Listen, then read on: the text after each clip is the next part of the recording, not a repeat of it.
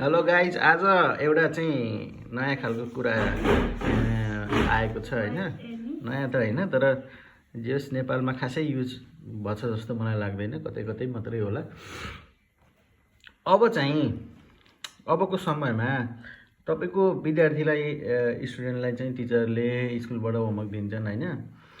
अब त्यो होमवर्कको चाहिँ खासै अर्थ राख्छ जस्तो मलाई लाग्दैन है, किनभने अहिलेको समयमा यो तपाईको एआईले चाहिँ यो हरेक होमवर्कहरू होइन, हरेक क्वेसन्सको एन्सरहरू चाहिँ एउटा सोधेको भरमा चाहिँ फोटो देखाएको भरमा उसले बताइदिन्छ।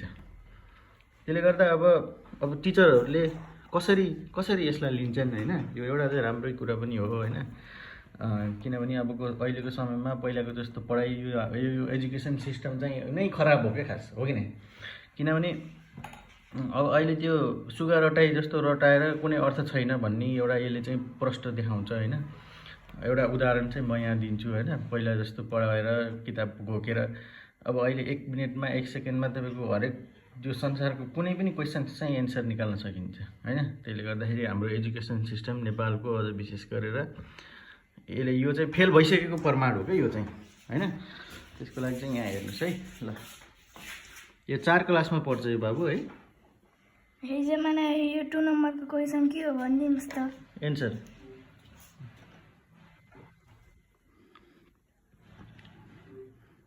फेरि सोध।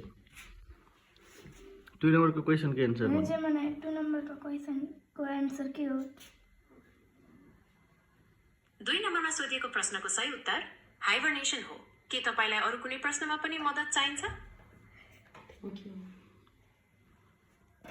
ल हेर्नुहोस्, अब चाहिँ तपाईहरु के भन्नुहुन्छ यसलाई? तपाईलाई फेरि केही जान्न मन लागेमा मलाई सोध्न सक्नुहुन्छ। कुनै पनि क्वेसन चाहिँ 1 सेकेन्डमा तपाईको निस्किन्छ हेर्नुहोस्। कुनै पनि क्वेसनको एन्सर 1 सेकेन्डमा पत्ता लाग्छ। अब यो सुगा रटाइको पढाइले चाहिँ कहाँ पुग्ने हो हैन, मान्छेहरु कहाँ पुगिसके। नेपालमा हेर्नु जेमिनाईबाट च्याट जीपीटीबाट यसरी गरिरहेछन् होमवर्क। च्याट जीपीटी, जेमिनाई, यहाँ दुनिया एआईहरु छन्।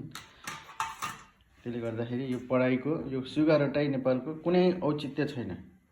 हाम्रो एजुकेसन सिस्टमलाई पुरै रिफर्म गर्नुपर्ने आवश्यक छ, विशेष गरेर नेपालमा। र नयाँ कुराहरू हाम्रोमा संस्कृति, इतिहास, भूगोल, नैतिक शिक्षा, यस्ता शिक्षाहरू चाहिँ ल्याउनु पर्दछ है। धन्यवाद।